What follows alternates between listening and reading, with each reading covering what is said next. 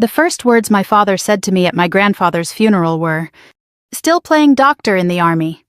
He said it loud enough for the men standing around him to hear. That part mattered to him. Not me, them. 3 defense contractors in dark suits stood beside him holding crystal glasses of bourbon like it was a networking event instead of a funeral reception. One of them gave me an awkward half-smile. The other 2 looked away. I stood there in my army dress uniform feeling suddenly aware of every hour I'd spent wearing it. The fabric was clean and pressed, but the cuffs were worn softer than they used to be. 10 years of hospitals deployments, overnight flights, and too many ceremonies. My father glanced down at the ribbons on my chest. "Well," he said with a little shrug, "I guess somebody has to hand out Band-Aids." Daniel laughed immediately. Of course he did. My younger brother had always laughed half a second too hard at our father's jokes. I should have turned around right then. Honestly, I almost did. I'd spent the entire drive from Bethesda telling myself this trip was about my grandfather, not the rest of them.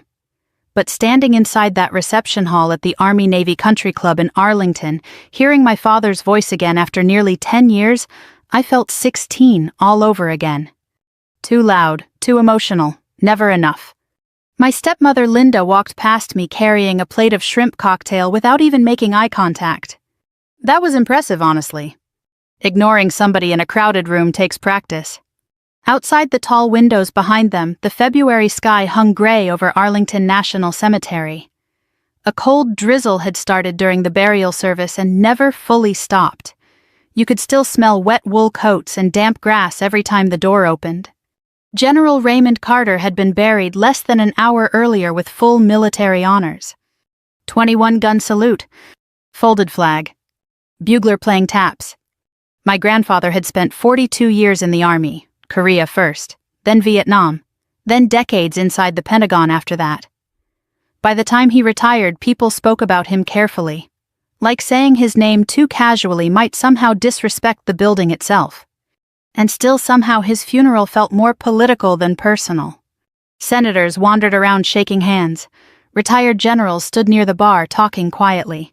Half the room seemed more interested in who showed up than who died. That part probably would have disgusted my grandfather if he'd been alive to see it. Daniel came over holding a whiskey glass. "Hey, Evie," he said. "Didn't know Army doctors got this much time off." I looked at him for a second. He'd gained weight since I'd last seen him. Expensive haircut, red around the eyes. The kind of puffiness bourbon eventually gives rich men who think golf counts as exercise. "You look tired," I said. His smile tightened instantly. "Small victories." "I'm doing great," he said. "Dad brought me into the company 3 years ago." "Good for you." "You know, we just landed another Pentagon supply contract." I almost laughed at the irony of that sentence, though I didn't know the full irony yet. Instead, I picked up a glass of club soda from a passing tray because I'd learned years ago not to drink around my family. Daniel leaned closer. "So what are you now, Lieutenant Captain?" "Colonel." That shut him up for maybe 2 whole seconds. Then he snorted. "In the medical corps." There it was. Always the qualifier. Not real Army, not real success, not real leadership. Just Evelyn playing pretend while the important people ran the world. I was about to answer when the room suddenly shifted. You know how sometimes a crowded place changes energy before you even know why? Conversation softened. A few people straightened instinctively. Then I heard the sharp sound of dress shoes stopping against hardwood floors behind me. I turned. Thomas Whitaker stood near the entrance with 3 federal security agents a few feet behind him. Deputy Assistant Secretary of Defense. Tall, gray-haired, calm in the way powerful people sometimes are when they no longer need to prove anything. I recognized him immediately from briefings and military medical conferences, though we'd only spoken a handful of times over the years. My father noticed him too. And suddenly Richard Carter looked very interested in fixing his jacket cuffs. Whitaker scanned the room once before his eyes landed on me. Then he walked straight over. Not toward my father. Toward me. The room got quieter with every step. When he stopped in front of me, he gave a small nod first. Then he saluted. Not casually either. Formal, precise. The kind you feel in your chest. I returned it automatically before my brain even caught up. "Colonel Carter," he said. "Good to see you again." Sir. One of the senators near the bar actually turned fully around to stare at us. Whitaker lowered his voice slightly. The men you saved in Kandahar still ask about you. For a second, nobody around us moved. Not Daniel. Not my father.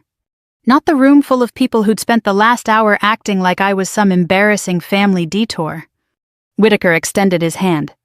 It's an honor to finally pay my respects to your grandfather in person, he said. He spoke about you often near the end.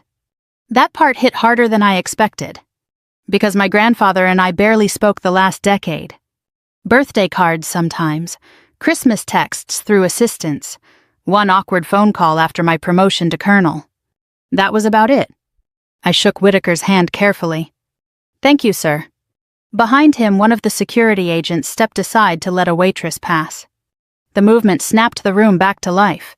Conversation slowly restarted, though quieter now. Different.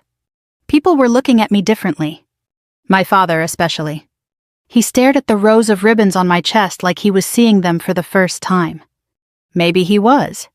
Whitaker glanced toward the large black and white portrait of my grandfather near the fireplace. He was proud of you, he said simply. Then he moved on to greet other guests. And just like that, I was standing alone again, holding a sweating glass of club soda while my entire family tried to recalculate who they thought I was. Funny thing is, I didn't actually feel victorious. Mostly I felt tired. Because people think revenge feels loud when it finally happens. Usually it's quiet. Usually it's standing in a crowded room realizing the people who underestimated you were working off a version of you that stopped existing years ago. I walked over toward the hallway near the coat room, mostly to breathe for a minute. That's where I heard my father behind me. Evelyn. I turned slowly. For the first time all afternoon, he didn't sound amused. He sounded unsettled. How exactly do you know Thomas Whitaker?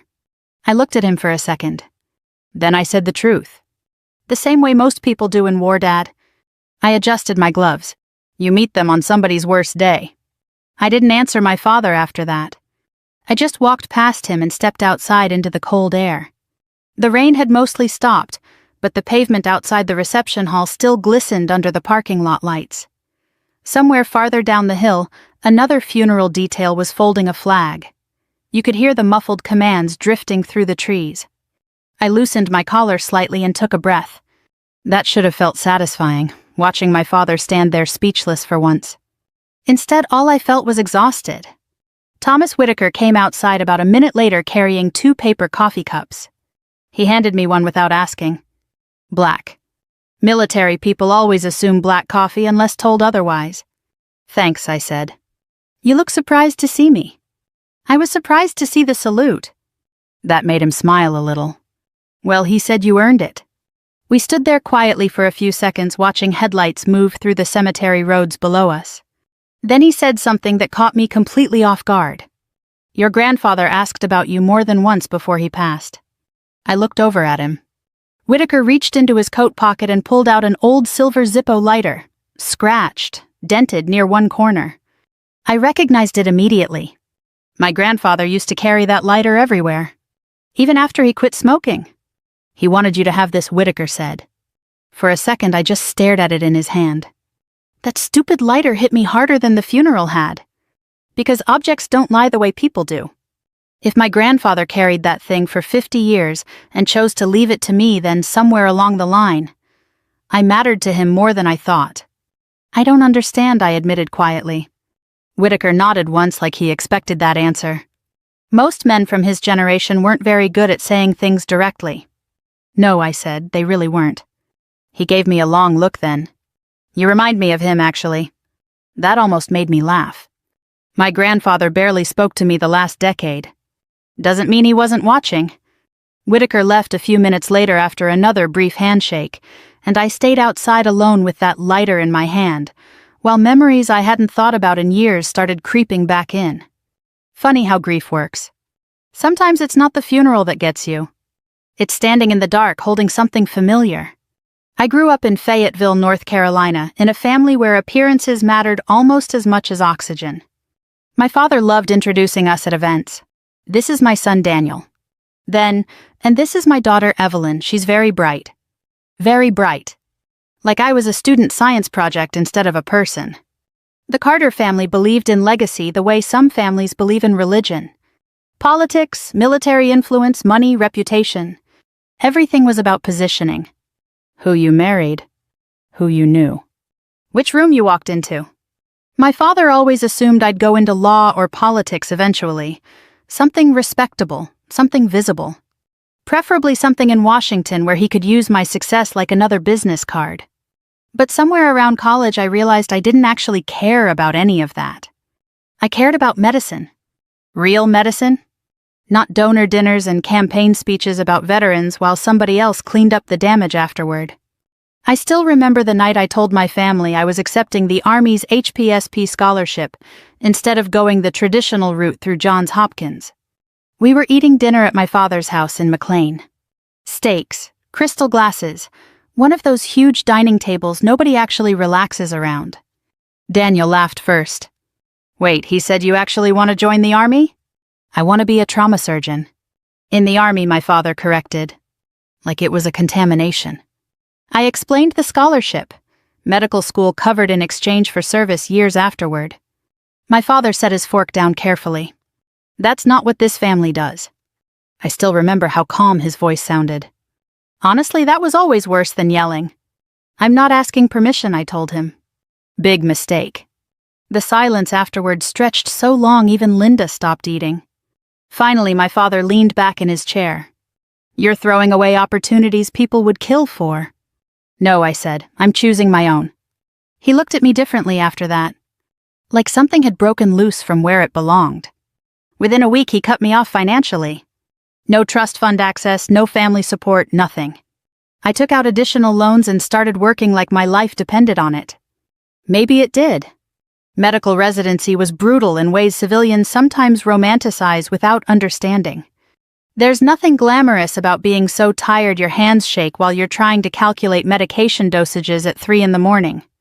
Nothing noble about crying in a hospital stairwell because you haven't slept more than 4 hours in 2 days. I got married during residency too. Tom. Dallas police officer, funny, kind, patient at first. We lasted almost 3 years. Army medicine and marriage don't always survive each other. Especially once deployments start. I remember exactly when I knew my marriage was ending. I was in Texas for barely 48 hours between training rotations, still half jet-lagged. We got into an argument because I fell asleep sitting upright at the kitchen table. Tom finally looked at me and said, I don't even think you live here anymore. I wanted to fight back. Instead, I realized he was right. The actual divorce conversation happened later over a 3-minute phone call while I was stationed overseas. 3 minutes. That's all it took to legally dismantle a life. After the call ended, I took my wedding ring off inside a supply closet beside the surgical unit and slipped it into my scrub pocket. Then I scrubbed in for another surgery 15 minutes later. That's military medicine. Life keeps moving whether you're emotionally ready or not. Afghanistan changed me permanently, though. Not in the dramatic movie way people imagine. It was smaller than that. Quieter. The smell of dust mixed with bleach inside medical tents. Helicopters at night. Energy drinks and burnt coffee keeping everybody alive. 19-year-old kids trying not to scream while medics cut uniforms off their bodies. And the exhaustion. God, the exhaustion. There was 1 week near Kandahar where I think I slept maybe 9 total hours. Then came the mass casualty attack. Insurgents hit a convoy outside the base perimeter, multiple injuries, burn trauma, shrapnel wounds, blood everywhere. The evacuation alarm sounded halfway through intake because intelligence warned about a possible secondary attack. Some personnel started pulling back. We stayed. You don't leave patients open on operating tables if you can still help them. Not if you're worth a damn. I barely remember most of that night clearly anymore. Trauma does that sometimes. But I remember one young private grabbing my sleeve asking me not to let him die before his mother got there. And I remember another patient. Civilian male, early 20s, severe abdominal injuries. Security personnel everywhere around him. At one point, somebody quietly informed me he was connected to a senior Defense Department official. I honestly didn't care. Inside trauma bays, everybody bleeds the same. We kept him alive anyway. Near dawn, after almost 14 straight hours operating, I finally sat down against a supply crate outside the surgical tent. My hands wouldn't stop shaking. One of the nurses handed me stale coffee in a paper cup. And for maybe 30 seconds, I just stared at the sunrise over the dust, thinking, if my family could see me right now, they still wouldn't understand why I chose this life. By the time we got back to my grandfather's house in McLean, it was already dark outside. The rain had finally stopped, but everything still looked wet and cold under the streetlights. Black SUVs lined both sides of the driveway. Valets moved quietly between them while people in expensive coats stood around talking in low political voices. Same city, same game. The Carter house sat on almost 2 acres tucked behind stone gates and perfectly trimmed hedges. My grandfather bought it sometime in the late 70s, back when powerful men in Washington still preferred old brick homes over giant glass mansions. I hadn't been inside in nearly 11 years. Not since Christmas before Afghanistan. Walking through those front doors again felt strange, familiar and foreign at the same time. The house smelled exactly the same, though. Leather furniture, wood polish, cigars that nobody officially smoked indoors. Memories funny like that. Sometimes scent hits harder than photographs. Staff from a catering company moved trays of food around the dining room, while guests drifted between conversations. Retired officers stood near the fireplace discussing defense budgets. Somebody laughed too loudly in the kitchen. Meanwhile, my grandfather's portrait sat alone near the staircase. That part bothered me more than I expected. People always claim funerals are about honoring the dead, but half the time they're really about managing the living. I took off my dress jacket and folded it carefully over my arm. Almost immediately, an older Marine general approached me.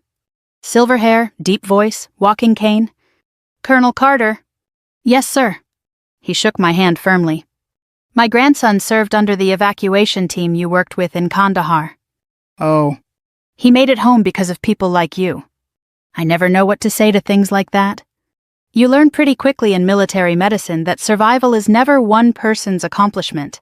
There are too many hands involved. Still, I nodded politely. "Thank you, sir." As he walked away, I noticed Daniel watching from across the room, holding what looked like his 4th bourbon of the night. He already had that glossy-eyed look rich men get when alcohol and resentment start mixing together. "Quite the celebrity now, huh?" he said when I walked near the dining room. "Relax, Daniel." "No, seriously," he said. "This is incredible. You disappear for 10 years and suddenly everybody acts like you stormed Normandy." I sighed. "You're drunk. And you're sanctimonious. There it is." He stepped closer. "You know what your problem is?" he asked quietly. "You walk around acting morally superior because you wore camouflage." I wore scrubs most of the time, actually. That irritated him more. Little brother syndrome doesn't magically disappear at 40. Before he could answer, the family attorney entered the room carrying a leather folder. And just like that, conversation stopped. Everybody knew what time it was. The reading of the will happened in my grandfather's study. Same room where he used to sit smoking cigars while watching military history documentaries with the volume too loud. The shelves still held old war biographies and framed photos with presidents going back 40 years. I stood near the back wall while Richard sat confidently beside the attorney like a man already expecting ownership. Daniel slumped into a leather chair nursing fresh bourbon. Linda sat quietly with crossed legs, pretending not to look nervous. The attorney adjusted his glasses. Then he began. Most of the early portions were predictable. Donations to military charities. Money distributed among extended family. Property holdings. Then came the house. Richard inherited it. No surprise there. Honestly, I barely listened at first. I expected nothing. Maybe my grandfather's watch if I was lucky. Then the attorney paused. And to my granddaughter, Colonel Evelyn Carter. The room shifted slightly. I looked up. I leave my personal military journal service medals and controlling leadership authority over the Carter Foundation for Wounded Service Members. Daniel blinked. My father's expression hardened instantly. I think that was the moment he realized something unexpected was happening. The attorney continued. There is also a sealed personal letter to be delivered privately. He handed me an envelope. My name written in my grandfather's handwriting. Just seeing that nearly cracked something open inside me. I didn't read it immediately. Richard stood first. This is ridiculous. The attorney remained calm. General Carter was very clear in his instructions. The foundation belongs with the family business. No, the attorney said carefully. It belongs where General Carter decided. That shut the room down fast. My father hated being corrected publicly, especially by employees. I quietly stepped out of the study with the letter still unopened in my hand. Nobody stopped me. Not even Daniel. I ended up alone in the downstairs den near the old wet bar my grandfather used during Army football games. For a minute I just stared at the envelope, then finally opened it. The letter wasn't long. That somehow made it worse. Your father mistakes silence for strength. I made the same mistake for too many years. I should have told you long ago that I followed your career closely. You became exactly the kind of officer this family used to admire before money replaced character. I felt my throat tighten reading that. Then came the part that changed everything. Several years ago, I learned Richard's company knowingly approved defective battlefield medical equipment for distribution contracts. I cooperated with investigators quietly before my death. If you are reading this, I no longer have to protect anyone from the truth. I stopped breathing for a second. Defective medical equipment. At first, my brain resisted it completely. Then suddenly memories started connecting themselves. Fast. Too fast. A trauma bay in Kandahar. Bright lights overhead. Blood everywhere. 19-year-old private on the operating table bleeding through shredded combat fatigues. I remembered reaching for a tourniquet from a trauma kit during surgery. I remembered tightening it. Then feeling the locking mechanism snap loose in my hands. At the time, we blamed manufacturing defects under battlefield stress. Random failure. Bad luck. The kid died 43 minutes later. I still remembered his first name. Tyler. Jesus Christ. I sat down slowly on the edge of the leather couch because my knees suddenly didn't feel reliable anymore. My father's company supplied trauma equipment to military contracts. Not all of them, but enough. Enough for me to start understanding. The room suddenly felt too warm, too small. There's a particular kind of nausea that comes when grief and rage hit at the same time. Not explosive rage? Worse. Cold rage. The kind that settles into your bones quietly. A knock sounded lightly against the open doorway. I looked up. Thomas Whitaker stood there. I figured you'd read it eventually, he said softly. You knew? I knew your grandfather was cooperating with defense investigators. My jaw tightened. How bad is it? Whitaker didn't answer immediately. That was answer enough. He stepped farther inside the room. Your grandfather loved your father, he said, but near the end I think he realized protecting him had cost him too much already. I laughed once without humor. That makes two of us. Whitaker's expression shifted slightly then. Not pity exactly. Recognition, maybe. You know, he said quietly, most people in this town spend their lives trying to become important. He nodded toward the letter in my hands. Your grandfather died trying to become decent again. After he left, I sat there alone for a long time listening to muffled conversations upstairs, while one horrible thought kept repeating itself in my head. All those years overseas? All those surgeries? All those boys we tried to save? And somewhere inside some of those medical kits was my family's name. I stayed in that downstairs den until I heard raised voices upstairs. Not shouting yet. Just sharper tones cutting through the polite funeral atmosphere. Washington people have a talent for arguing quietly. They can threaten your entire future while sounding like they're discussing golf scores. I folded my grandfather's letter carefully and slipped it into the inside pocket of my uniform jacket. My hand still felt cold. Not shaky anymore. Just cold. When I walked back upstairs, the reception had shifted into something uglier. You could feel it immediately. The room had divided itself without anyone announcing it. Clusters of people stood farther apart now. Conversations lowered when my father walked by. A retired Air Force general near the fireplace suddenly found the ice in his drink very interesting the second Richard approached him. Nobody likes standing too close to smoke once they smell something burning. Daniel was at the bar again. 5th bourbon, maybe. 6th. Hard to tell. Linda sat rigidly on a couch, pretending none of this was happening while absently twisting her wedding ring around her finger. My father spotted me entering the room and immediately straightened. There it was. The politician posture. Controlled shoulders, calm face, smile that never reached the eyes. "Evelyn," he said loudly enough for nearby guests to hear. "There you are." I didn't answer. He walked toward me holding a fresh drink. "You disappeared during your own grandfather's reception now." I needed air. "No," he said quietly, "you needed drama." A couple standing nearby pretended not to listen. They listened anyway. My father lowered his voice slightly. "I don't know what game you think you're playing tonight." "I'm not playing anything. Thomas Whitaker shows up suddenly. Everybody's treating you like some kind of war hero." I never asked them to. That irritated him more. Because it was true. My father had spent his whole life chasing important people. Networking dinners, campaign donations, defense contracts, golf weekends in Virginia with senators. Meanwhile, Respect had followed me into the room wearing combat boots and carrying surgical scars. That difference was eating him alive. Daniel wandered over holding another drink. "Well," he announced loudly, "looks like Evie finally found people impressed by her little army hobby." A few guests glanced over uncomfortably. I was too tired for this. Honestly, deeply tired. Not just physically. Soul tired. I looked at my brother carefully. "You should slow down." Or what? Or tomorrow's gonna hurt. Daniel laughed hard enough to spill bourbon onto his own sleeve. "God," he said, "you always do this." "Do what?" "Talk like you're wiser than everybody else because you spent time overseas." "No," I said quietly. "I talk like somebody who's seen things you haven't."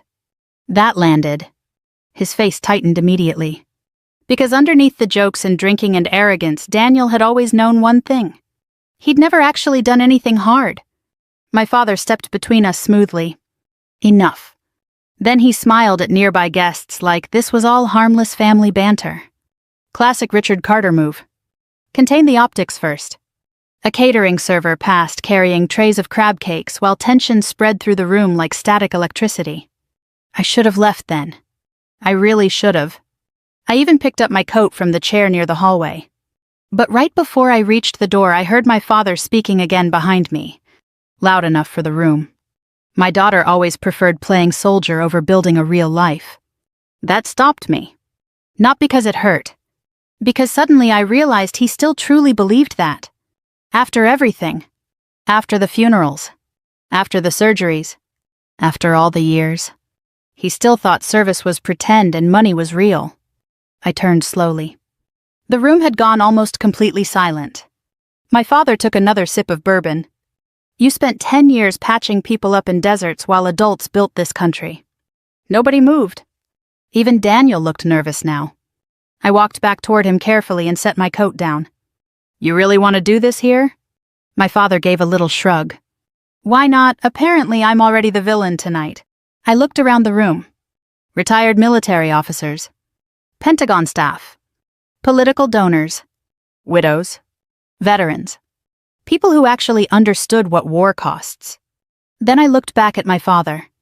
And something inside me finally settled. No anger anymore. Just clarity. "You know what I remember most from Kandahar?" I asked quietly. Richard rolled his eyes slightly. "Here we go," that expression said. I ignored it. "I remember a 19-year-old private named Tyler Mercer." The room stayed silent. He came into surgery after an IED strike outside the perimeter road. Daniel shifted uncomfortably. I continued. He was conscious when they brought him in. Kept apologizing for screaming because he thought he sounded weak. A retired Marine near the fireplace lowered his eyes. I could hear ice clinking softly somewhere behind me. "We almost stabilized him," I said. "Almost." My father's expression hardened. "Evelyn, this isn't the place." "No," I interrupted calmly. "Tonight's exactly the place." That surprised him. I usually avoided confrontation growing up. Daniel started to say something, but one look from me shut him down. I kept going. We used a fresh trauma kit during surgery, brand new supplies shipped through military procurement contracts. My father's jaw tightened almost invisibly. And there it was. Recognition. Tiny, but real. The tourniquet failed while we were trying to stop the bleeding, I said. The locking mechanism snapped. Nobody in the room moved now. I remember thinking some factory worker somewhere probably made a mistake. I looked directly at my father. Turns out it wasn't a mistake. Linda went pale instantly. Daniel stared between us like he'd suddenly walked into the wrong movie. Richard laughed once short and controlled. You're making accusations based on grief and gossip. No, I said, I'm making them based on evidence. That word changed the room completely. Evidence. Not emotion. Not family drama. Evidence. My father's voice dropped lower. You have no idea how defense contracting works. You're right, I said. I only know how the consequences work. A few people quietly stepped farther away from him. That part he noticed immediately. Whitaker finally spoke from across the room. Richard, he said evenly, I strongly suggest you stop talking. The entire room turned toward him. My father stared. Whitaker walked forward slowly. There is an active Department of Defense investigation into procurement irregularities involving Carter Defense Solutions. Nobody breathed. Daniel looked like he might throw up. Richard's face lost color for the first time all night. This is political, he snapped. No, Whitaker replied calmly. This is arithmetic. That line hit hard, because everybody in the room understood exactly what he meant. Costs. Margins. Shortcuts. Bodies. Daniel suddenly slammed his glass down. This is insane, he shouted. Then he pointed directly at me. You did this. You've always hated this family. Before anybody could react, he lunged toward me drunkenly. He barely made it 2 steps. 2 federal agents moved instantly from the far side of the room and intercepted him with frightening efficiency. One pinned his arm while the other guided him backward without unnecessary force. The whole thing lasted maybe 4 seconds. But the humiliation of it, that would last him years. Let me go, Daniel yelled. Nobody moved to help him. Not even my father. Guests stared silently as the agents escorted Daniel toward the hallway, while he cursed loud enough for the entire house to hear. And that was the moment the Carter family collapsed. Not dramatically. Quietly. People started leaving almost immediately afterward. A senator muttered condolences to Linda and exited through the front hall. 2 retired generals avoided shaking my father's hand. One longtime business associate simply grabbed his coat and walked out without saying goodbye. My father stood in the middle of the room watching his world shrink in real time. Then finally he looked at me. Eyes cold. You destroyed this family. I held his stare. For once in my life I didn't feel intimidated by him at all. No, I said quietly. I just stopped protecting it. 3 months later, I was back at Walter Reed on a rainy Tuesday morning, trying to convince a 23-year-old corporal that physical therapy was not a personal attack. That's easy for you to say, ma'am, he grumbled while adjusting the brace on his knee. You're not the one doing squats. I've had Army physical therapists, I told him. I survived, barely. That finally got a laugh out of him. Small victories matter in military hospitals, especially the honest ones. Outside the rehab wing windows, spring rain slid slowly down the glass, while helicopters thumped somewhere in the distance toward Bethesda.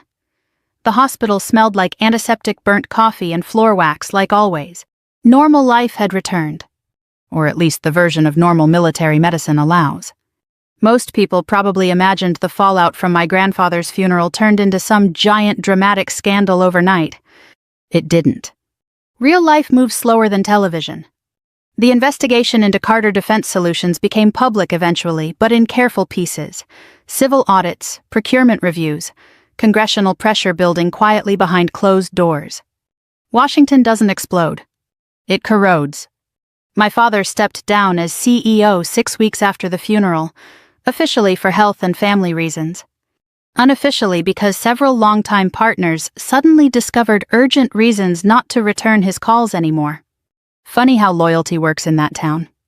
Daniel checked himself into a rehab program in Maryland after a video from the reception leaked online. Not the confrontation itself, just the aftermath. Him screaming while federal agents escorted him through the hallway. For a while I felt guilty about that. Despite everything, he was still my little brother. Then one night I remembered all the times he laughed while our father tore me apart growing up. The guilt got quieter after that. Not gone. Just quieter. I never spoke publicly about the investigation. Never did interviews. Never wrote statements. A reporter from the Washington Post called twice, asking if I wanted to comment on military procurement corruption. I didn't call back. I wasn't interested in becoming the face of some scandal. I had surgeries scheduled. Patients waiting. People who needed me focused on their future instead of my past. That part surprised some people. One afternoon, Whitaker actually asked me over coffee, "You really don't want revenge?" We were sitting inside a small cafe near the hospital where half the staff secretly survived on caffeine and bad muffins. I thought about the question for a while before answering. I wanted acknowledgement, I admitted, not destruction. Whitaker nodded slowly like he understood exactly what I meant. And maybe he did. Powerful men spend their whole lives watching families eat themselves alive over pride. My grandfather's journals arrived 2 weeks after the funeral in 4 old leather boxes delivered directly to my apartment. I waited days before opening them. Partly because I was busy. Mostly because I was scared. There's something unsettling about hearing the private thoughts of someone who can no longer explain them. The journals covered decades. Vietnam. Pentagon years. Political frustrations. Army leadership. Regrets. So many regrets. The strangest part was realizing how much my grandfather sounded like an ordinary old man when nobody else was around to listen. He wrote about bad knees. Terrible coffee. People talking too much in meetings. One entry spent nearly 2 pages complaining about airport security at Reagan National. That one actually made me laugh out loud at midnight sitting alone on my couch. But every few entries my name appeared. Sometimes only a sentence. Evelyn promoted to major today. Saw her photo in Stars and Stripes. Heard from Whitaker she refused evacuation during Kandahar attack. Then later, Richard still thinks influence is the same thing as character. And finally, one night around 2 a.m. after a 14-hour shift, I found the entry that broke me completely.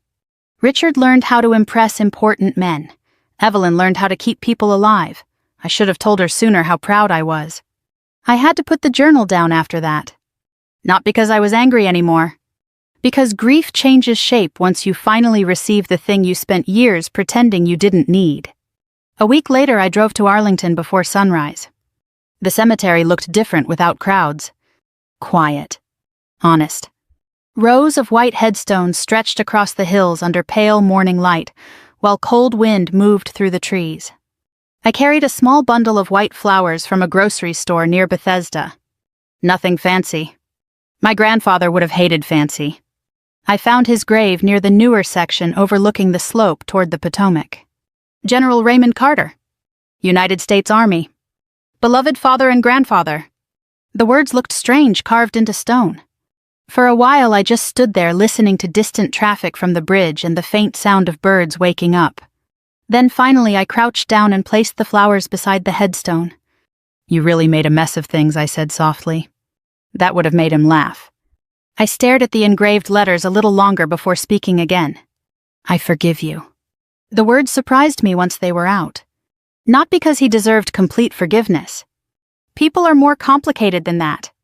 But carrying anger for years is exhausting work. And somewhere along the way I got tired of carrying it. I exhaled slowly. I think I finally forgive myself too. The wind picked up lightly across the cemetery. For the first time in a long while, I didn't feel like I was standing there trying to prove something to anyone. Not my father. Not my grandfather. Not even myself. 3 weeks later, I was waiting to board a military transport flight out of Baltimore for temporary overseas assignment support when a young female medic sitting near the gate kept glancing toward me. Early 20s, maybe. Nervous energy. Finally, she stood and walked over. "Ma'am." I looked up from my coffee. She pointed toward the last name stitched onto my duffel bag. "Carter. Were you in Kandahar in 2018? "Yeah," I said carefully. "Why?" Her expression changed immediately. "My older brother was there." She swallowed hard. Specialist Ben Keller. The name hit me instantly. Leg injury, massive blood loss, barely survived surgery. "Oh my God," I said quietly. "Ben's your brother." She nodded. "He still talks about your team." For a second, neither of us said much. Then she straightened slightly without even thinking about it. Not a formal salute. Just instinctive military posture. Respect. I smiled a little. How's he doing? Married now, she said proudly. Has a baby girl. That one got me. I looked down at my coffee cup for a second because sometimes the victories arrive years later wearing ordinary clothes. Then boarding started. The young medic picked up her backpack. Thank you, ma'am, she said softly. I nodded once. Take care of your people. She smiled and headed toward the gate. And for the first time in years, I watched somebody walk away from me without feeling abandoned. If you've ever chosen your own path, knowing some people might never understand it, then you probably know this feeling already. Sometimes peace doesn't come from winning. Sometimes it comes from finally no longer needing permission to become who you were supposed to be.